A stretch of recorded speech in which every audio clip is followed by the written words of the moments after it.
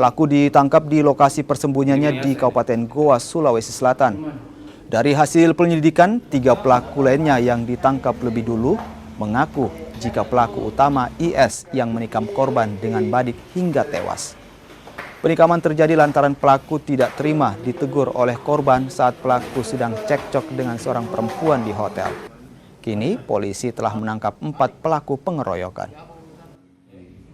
Wilayah Kabupaten Goa di Malino, terduga pelaku penganiayaan yang mengakibatkan korban meninggal dunia. Ini informasinya dia sebagai pelaku utamanya. Betul, bahwa dari keterangan pelaku yang kita amankan sebelumnya, bahwa terduga pelaku ini yang kita amankan di wilayah Kabupaten Goa merupakan pelaku utama yang telah menikam korban. Untuk selanjutnya kita akan dalami lagi keterlibatan dari peran masing-masing. Kita dalami di Mapolrestabes Makassar.